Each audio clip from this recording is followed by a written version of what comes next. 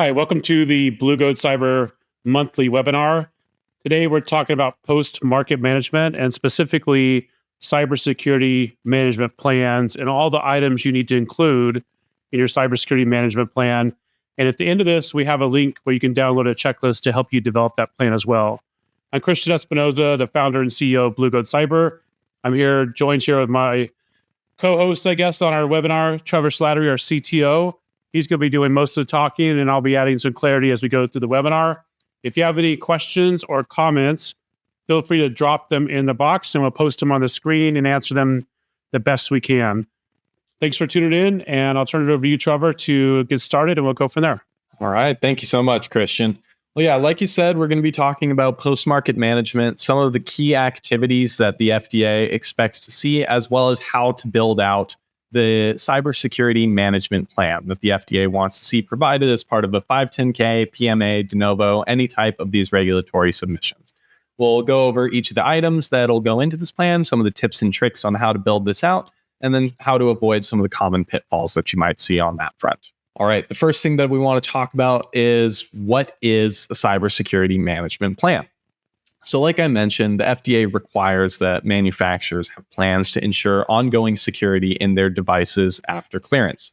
This is meant to be focused on these last few words here where we're saying after clearance. None of these policies, none of these procedures go into effect until the device is out on the market. But we want to make sure that we have some practices in place to provide updates to fielded products, ensure that we're properly bringing in vulnerability intake and triaging it as needed. This process is typically satisfied for FDA purposes through cybersecurity management plans. These are outlining any of the vendor activities relating to security. So this should talk about your timelines for updates, what you're using for vulnerability intake as far as tooling, testing types, frequency, all of this scaling a little bit based off of device risk. Now, despite the fact that it can scale a little bit based off of the device risk, these plans are going to be applicable to all cyber devices, regardless of device class or submission pathway. A Class 2 510K is going to have the same requirements as a Class 3 PMA. Where we're going to start seeing some distinctions emerge is generally more when we're talking about timelines, frequency of testing, types of testing. Those can differ a little bit more depending on your device risk profile. Now, cybersecurity management plans are meant to align with the FDA's preference for total product lifecycle considerations. We see this instead of the one and done security, we like to call it, where security is treated as a single step on the path to compliance as opposed to an iterative cycle that should be done throughout the full lifecycle from design all the way down to decommissioning of the product. I wanted to ask a couple of things here for some clarity. So one of the items that comes up quite a bit is like, what is a cyber device? So maybe you can clarify that first, and then I have one other thing to clarify. Definitely. So the FDA's definition of a cyber device is a device that contains validated software, a device that can be connected to the network, which we'll talk about what a network means in a second under that FDA context, as well as a device where the software may be exposed to some sort of risk in one way or another. We typically don't talk as much about that third point since it can be very difficult to prove that software is not exposed to any risk, and oftentimes it can be nearly impossible. So we'll lean more into that second definition where the FDA is talking about a network device. Oftentimes when we're thinking of something with network connectivity, you might think of your laptop or your phone connecting to your home Wi-Fi network.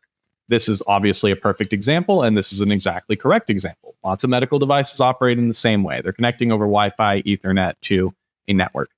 Having said that, the FDA can consider things such as Bluetooth, a type of network, where you're then getting exposed to a further network connection. Despite the fact that you aren't directly connected into like the internet or into a local network, you are still a networked product.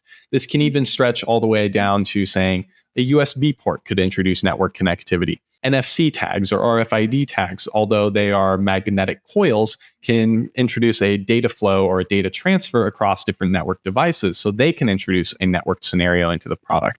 The definition can be fairly broad as far as what a cyber device is, and so we definitely recommend careful evaluation or some expert consulting to make sure that you're getting that right.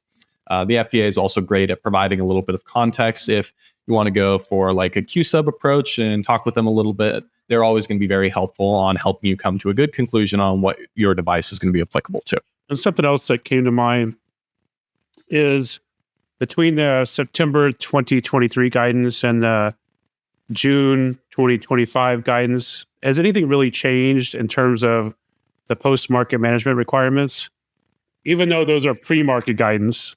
There are some changes, mostly around the applicability. One of the big shifts that happened in June and then further in July when FDA pushed out some changes to eSTAR of this year was around when devices have to comply if they've already been fielded or trying to essentially round up legacy devices. Some of this new guidance discusses resubmissions and reduced burdensome documentation pathways that can help manufacturers get a little bit closer to cybersecurity expectations without needing to start from the ground up. So in this regard, if you are making changes that are not considered cyber sensitive, so things such as changing authentication flows, encryption, new data flows, update processes, things like that are typically going to affect cybersecurity. But if you're making smaller changes outside of that scope, you can go through a reduced documentation pathway for legacy devices that includes building up the cybersecurity management plan, providing a software bill of materials, and then performing an analysis of the controllability of risks in your system. So that would be the main change that actually happened relating to cybersecurity management plans, more on just when they're applicable as opposed to the content. So this is going to be just a high-level overview of the contents that we'll cover over this webinar. We'll go into details on expectations for each of these items, though. This is derived from the FDA pre-market guidance as far as the information that they want to see captured. The FDA also has some post-market guidance, which is dated back to 2016, that goes a little bit more into the processes for each of these. So when we're talking about each of these items, I'll just go over them at a high level. The personnel responsible, we're talking about who is going to be involved with different parts of the product and parts of the product security, source methods and frequency for monitoring and identifying vulnerabilities. This is what are we doing to detect risk in the system? How are we assessing it? How often are we doing it? This is going to shift heavily depending on device risk. Identifying and addressing vulnerabilities identified in CISA's known exploited vulnerabilities catalog. These are sort of the worst vulnerabilities. They're generally actively exploited by threat actors in the wild, and we want to make sure that those are not present in the system. So the FDA wants to see that you have a process to deal with these and find them for fielded products. Periodic security testing covers how often you're doing different security testing activities. And then I'll sort of bundle these three together where we're talking about timelines for patches, update process, and patching capability. The FDA wants to know if your device can receive updates in the fields, how it's done, and how often it's done. Coordinated vulnerability disclosure process is how you're collecting inbound vulnerability information from security researchers, users in the public who have identified problems in your system, and they want to let you know in a secure and ethical way. And then finally, we're going to cover how we need to communicate forthcoming remediations, patches, updates, any changes that are going to be security specific to users. Starting with the personnel responsible. So the main roles that we want to see defined are going to be the cybersecurity compliance officer, who is going to be responsible for ensuring that the organization product are going to be compliant, are meeting any relevant cybersecurity requirements within not only the device itself, but standardized approaches, such as if you're using a JSP2, for example. The product owner, who's going to have overall responsibility for the device. Post-market management owner, whoever is monitoring, enacting these post-market monitoring.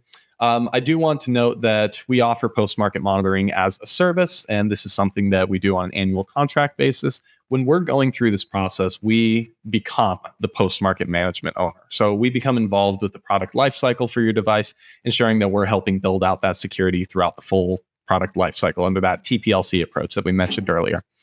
Finally, we're going to talk about the authorizing official.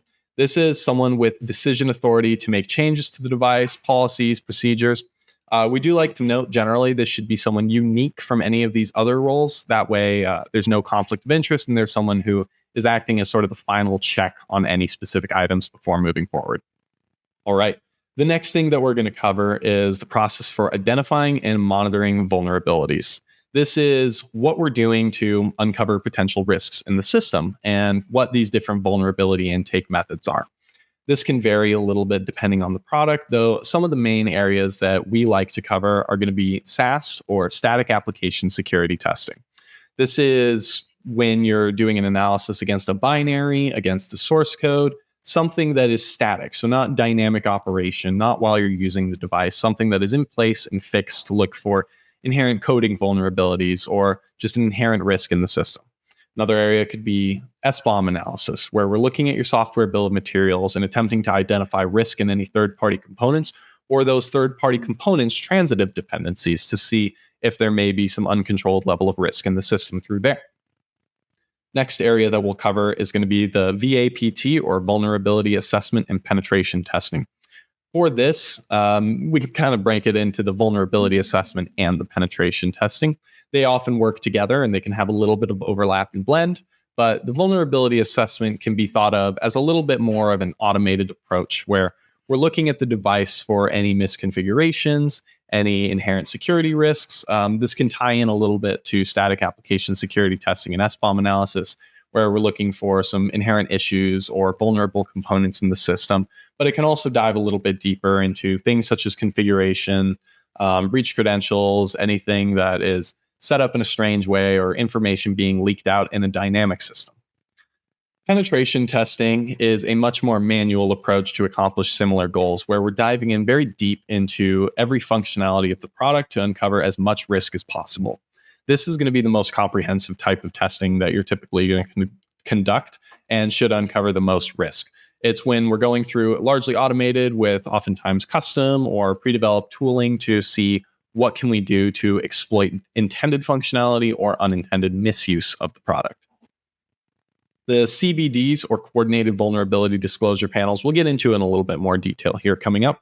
But the long story short of it is that this is a method for security researchers to reach out to you and say, hey, I've discovered this risk in your system. I'd like to let you know. Here's my assessment of it. This should be done in a controlled and ethical way so that the security researchers aren't publicizing this information before reaching out to you, and you are giving them respect by responding in a timely fashion, addressing the vulnerability if it is a true positive, and making sure that you are bolstering the security of this device through their efforts. The final thing that we'll talk about will be external resources such as CISA alerts, FDA cybersecurity notifications. There could be information sharing authorities and centers. You could use like MediSAO, HISAC. HISAC is one of our preferred methodologies, or one of our preferred sharing resources for collecting bits of information like this, where it's a community-driven effort to share information about security in the medtech space.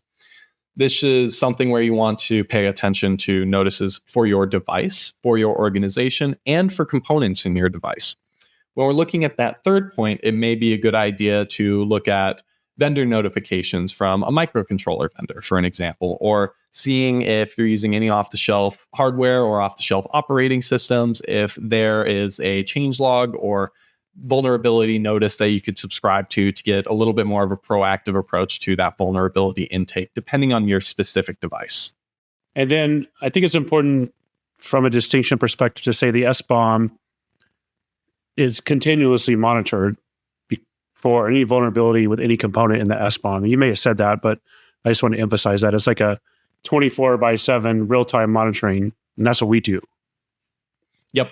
That's a great point to make. A lot of these are done at specific points in time or snapshots. We can get a little bit more into some of the details on like testing frequency, which is one requirement that we do have to outline in these documents. Things like static testing are usually done on code changes. Vulnerability assessments, penetration testing are done at specific intervals generally. But you bring up a great point. SBOM analysis is unique in the regards that it is constant monitoring, 24/7. There can't be any downtime with it. And we'll tie that into why this gets so important during our conversation about the CISA known exploited vulnerabilities list, which we can jump right into here. So CISA known exploited vulnerabilities are largely thought of as kind of the worst of the worst. These are things that are, as you mentioned earlier, Christian, actively exploited, where the exploitability factor can shift, indicating that threat actors in the wild are actively seeking out these vulnerabilities, trying to target them for compromise in live networks out in the field. The FDA rightfully has a zero tolerance policy for these remaining in the device. They need to be designed out in one way or another. Now, this tracking needs to be a near continuous process, or ideally a fully continuous process. If a new vulnerability is discovered in the software bill of materials, or an existing vulnerability gets promoted to something in the known exploited vulnerabilities list, this is something that we should be aware of and be able to respond to as quickly as possible. Any findings that we identify in the KEV should be treated as critical findings in most cases, due to the fact that threat actors are often targeting these specifically. There are lots of tools out there that threat actors use to try to comb the internet, look for any exposed systems with a finding present in this list, since that typically means they have an easy access to the network, to the system, and they can generally compromise it pretty quickly. The next thing we'll dive into is periodic security testing. This is where we'll talk a little bit more about what those timelines should look like. So this is not only focused on the types of security testing that we captured a couple slides ago, but what the frequency looks like for each of these activities. Now, these are going to be some strong baselines that we recommend for most devices. We'll say this will be applicable to around 70% of devices, though this can be adjusted a little bit based on risk.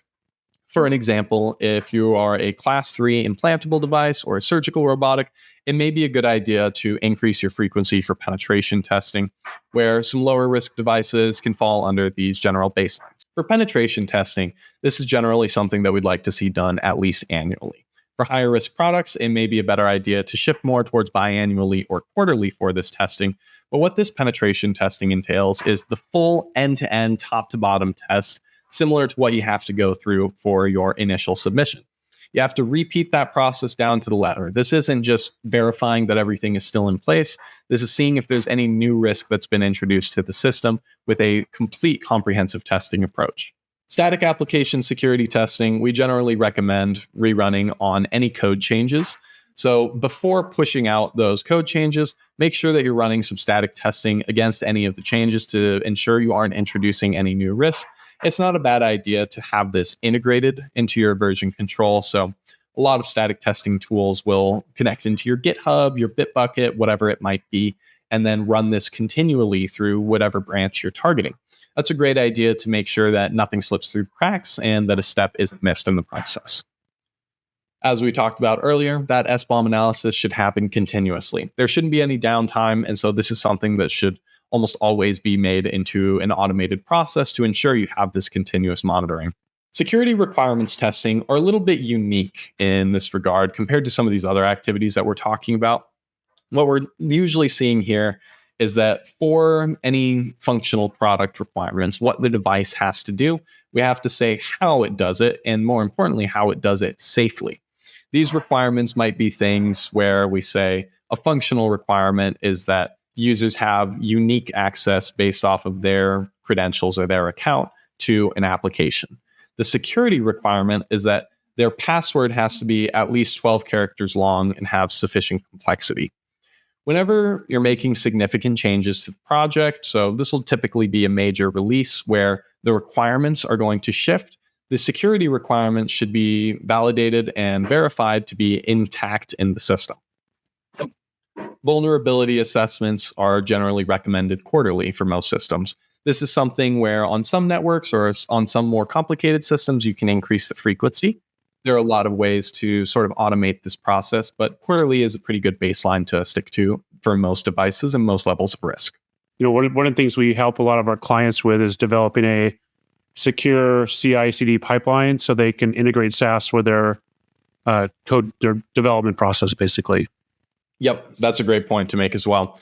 Going into that continuous integration is super important. And you can also tie a few of these activities into there. So SAST, SBOM analysis, vulnerability assessments, it is possible to set up triggers in your deployment pipeline to make sure that these are run anytime you're making a change. It might be that you're updating the SBOM anytime you make a change. You run a new vulnerability assessment against the compiled version, and you're running new static testing against the source code. That way, you're covering all of your bases on a continuous cycle so that nothing slips through the cracks.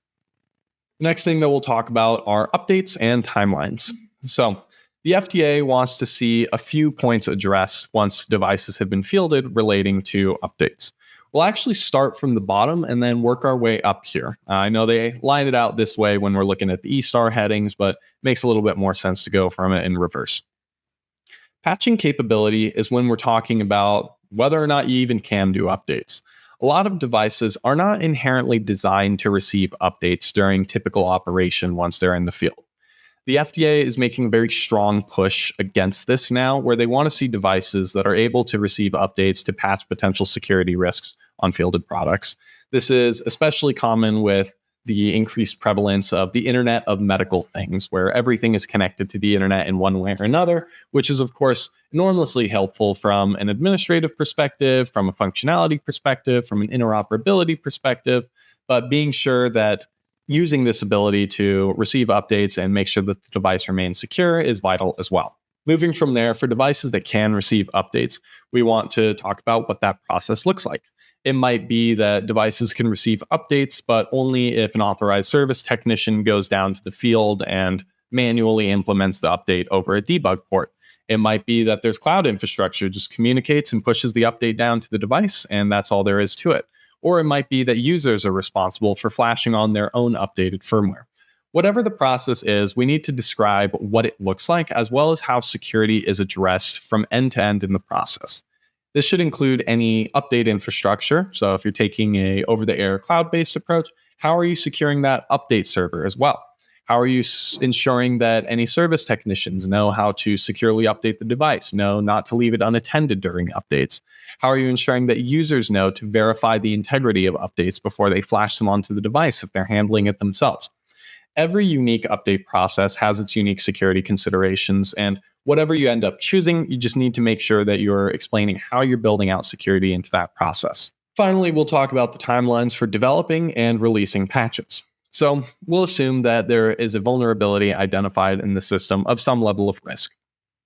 For any level of risk, be that a low risk, medium risk, high risk, critical risk, if you have more granularity, less granularity, as long as you're using an FDA-approved risk assessment methodology, you want to talk about what timelines are going to look like for remediating some of these problems. It might be the case that you say low vulnerability or low risk vulnerabilities are of inconsequential risk to the device, and so we don't see a need to update them outside of regularly scheduled update frequency. Where critical updates, we're going to have an emergency patch situation where we try to roll it out within 72 hours. This can shift a little bit depending on device risk, depending on feasibility for deployment, and this is where we talk about releasing the patches. So depending on what your process is for updating devices, it can take a varying amount of time to release patches into fielded products. We'll go back to two of these situations where we mentioned one, which is over-the-air updates, where one would assume that the updates being fielded or pushed out to fielded devices would be near instant across all devices. And then we can talk about where service technicians have to go and manually update all fielded products. This is generally going to take a lot more time, and oftentimes it can even take months to receive updates on all devices in the field. So if there's a situation like that where it might take a longer time to push out some of these updates, what are good compensating controls that we can implement in the meantime? How can we make sure that the device is staying safe in the interim, or how can we try to reduce that downtime and make sure that we're getting updates pushed out to fielded devices faster? All right, the next big area that I want to talk about is the coordinated vulnerability disclosure. Coordinated vulnerability disclosure programs are a great way for independent security researchers to talk about vulnerabilities or potential risks that they see in the system and bring this forward to the manufacturers in an ethical manner.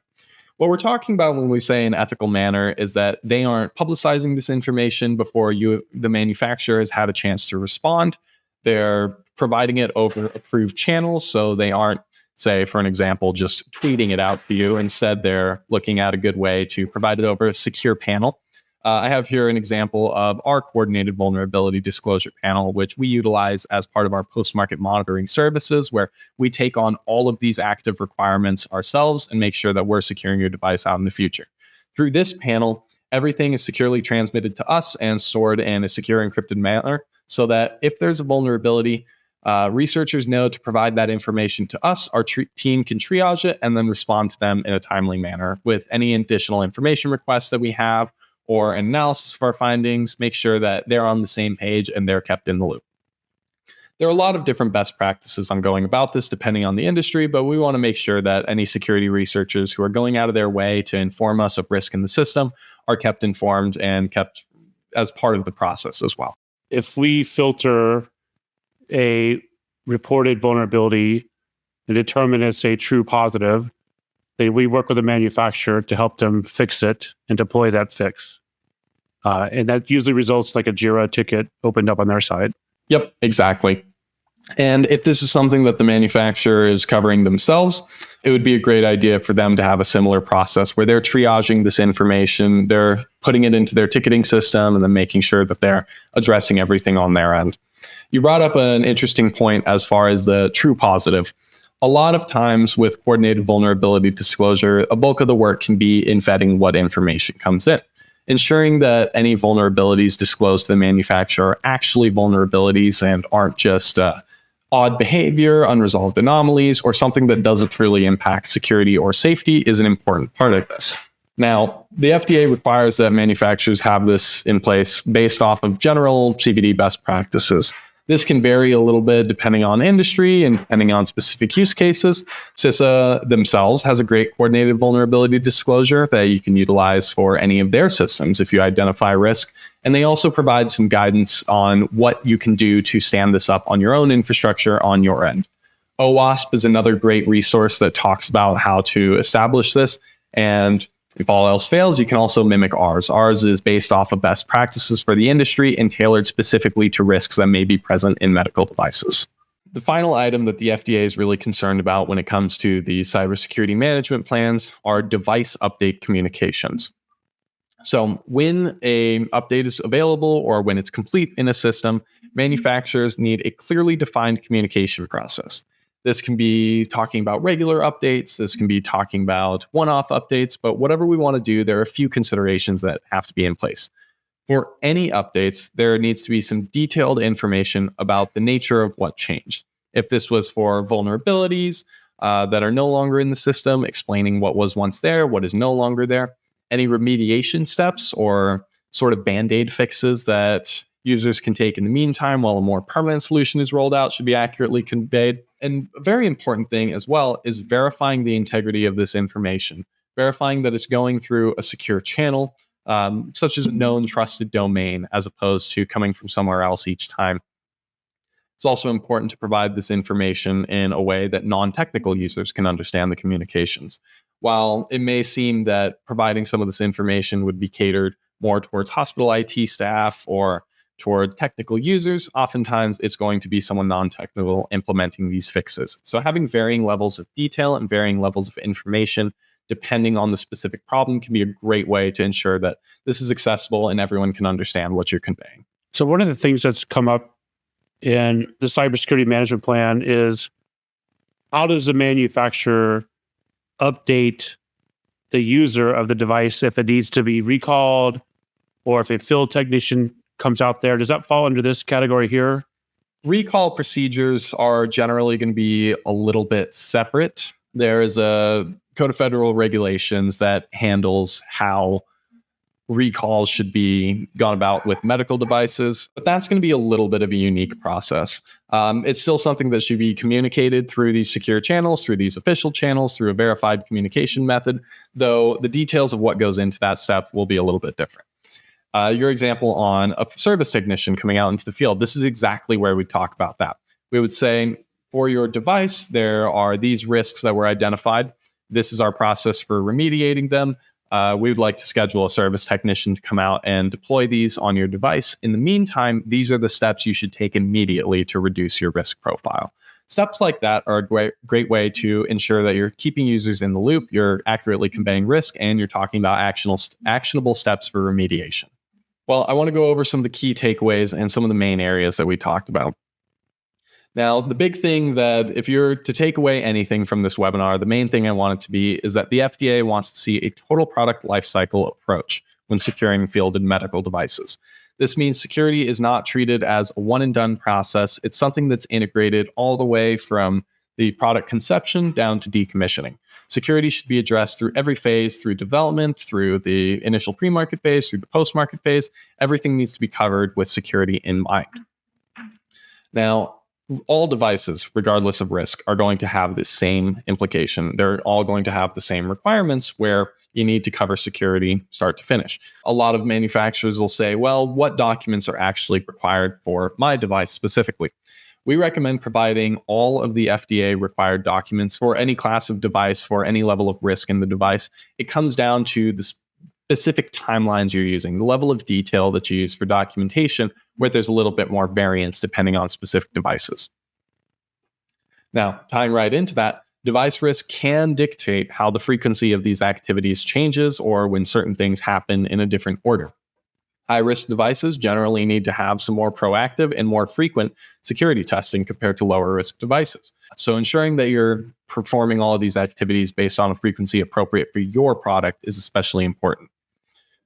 The next thing that I want to talk about is the FDA's strong push towards devices receiving updates in the field. I know we talked about how the FDA wants to see, first off, whether it's even possible. And while it is not explicitly required that your device has to receive updates in the field, it's a very strong recommendation and a great idea to boost the security posture of your product that it can receive these updates. It can seriously detract the security posture if it's very hard to push out updates in the field, and then it requires reliance on more of a recall process, which is not ideal for the manufacturer. Mm-hmm. Comprehensive cybersecurity management plans are going to provide the FDA peace of mind. If you're covering all of your bases that we've gone over and that we'll provide in our checklist at the end of this, the FDA should not have any concerns on what you're doing as far as your cybersecurity management in the post-market. Addressing all of these is going to provide any assurance needed to the regulators that you're covering your bases with security and that you're putting secure and safe products out into the field. Now, I want to talk a little bit about some ways that we can help you out on your cybersecurity journey. So there are a few different areas that we can step in and help. We can assist you with secure product design if you're early on in that early design phase. This is where we're helping you map any of your security requirements back to your functional requirements for software and hardware. We can help you with your pre-market support, and this will be the full service documentation and testing. Top to bottom, we can cover everything. This will include your cybersecurity management plan, your penetration testing, architecture views, risk management report, anything that you need for your internal SOPs and documentation. Be sure that you are compliant with the latest FDA guidelines. Now, we can also take on the post-market monitoring and compliance. We talked about what these processes look like, and we can handle it all for you. Standing up some of that continuous deployment and integration infrastructure, going through that regular testing, penetration testing, static testing, SBOM analysis. We'll cover all of that ourselves and make sure that you can feel peace of mind knowing that your device is secure. We can also help you analyze and perform program maturity assessments at the organizational level, making sure that you're covering all of your bases on security and you're going to be building out these artifacts and evidence of compliance and security throughout your device's lifecycle.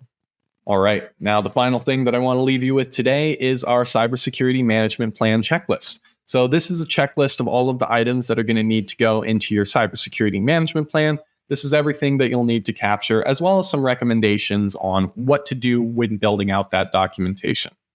I believe we'll also be able to send this out for anyone who missed the opportunity to scan it later on to make sure you all have access to that as well. Awesome. Thanks so much, Trevor.